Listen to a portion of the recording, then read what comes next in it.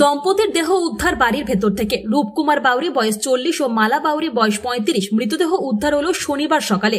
পরিবারের সদস্যদের দাবি রূপকুমারের দেহ ঝুলছিল সিলিংয়ে, মালার রক্তাক্ত দেহ পড়েছিল মেঝেতে।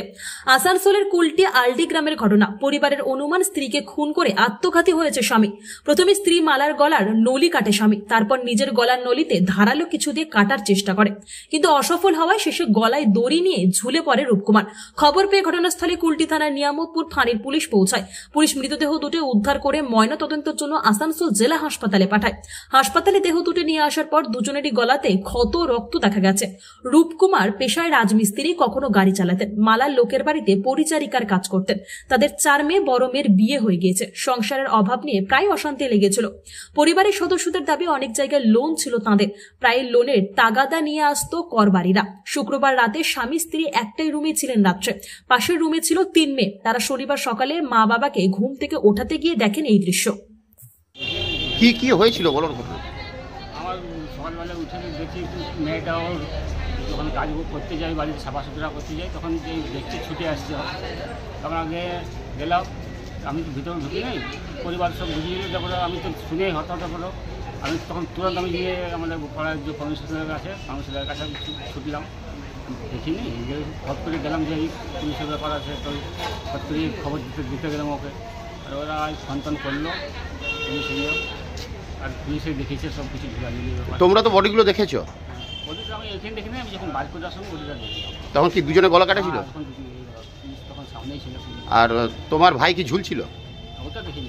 না, কি শুনেছো? আমি শুনলাম কিন্তু দুজনেরই গলা কাটা ছিল। তোমার নাম? আমার নাম অজিত। বাউরি। তুমি কে হও? আমি দাদা, ছেলের দাদা।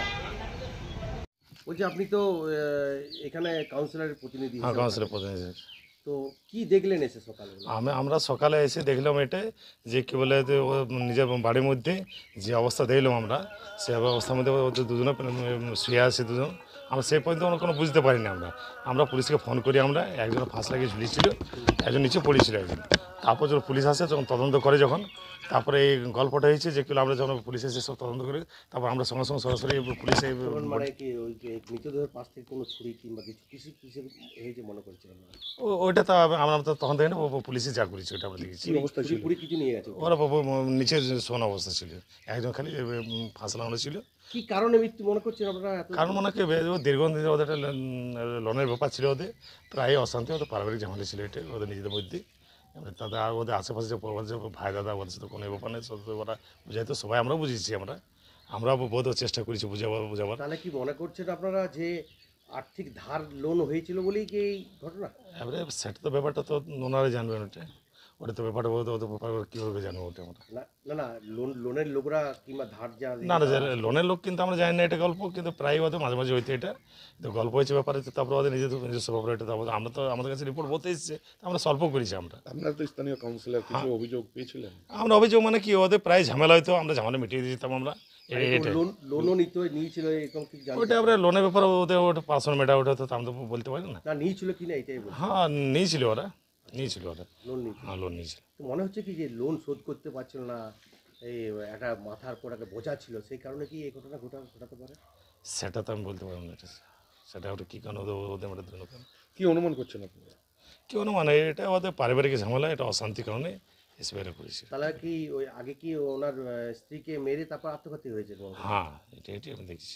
এটাই কি হয়েছে বললেন? এটাই মনে যে আত্মঘাতী, প্রথমে স্ত্রীকে মেরেছে, তারপর ও নিজে আত্মঘাতী করেছে। আপনার নাম আর পরিচয়? আমার নাম হচ্ছে হরিদাস বাউরি। আমার মেয়ে হচ্ছে councillor, ward councillor Sunita Bauri, আমার বাবা। ঠিক আছে। কি হয়েছিল বলো তো?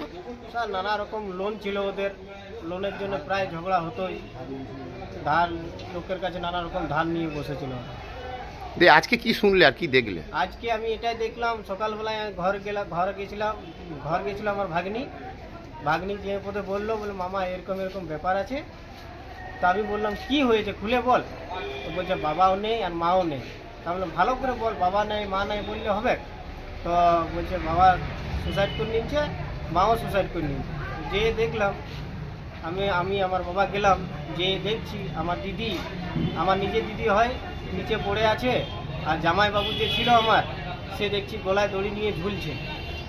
তারপরে এই হাসপাতালে কি দেখলে? হাসপাতালে এটাই দেখলাম যে দুজনকারই গলা কাটা ছিল। প্রচুর লোন ছিল। হ্যাঁ, প্রচুর লোন, ওরা লোন যখন তখন নিয়ে যেত, লোনওয়ালা ঘরও এসেছে, অনেকবার আসতো। এটাই জানকারি খালি জানি, যেটাই লোনওয়ালা অনেকবার এসেছে ওদের ঘরে। তোমার নাম? আমার নাম শিবা দাস বাউরি।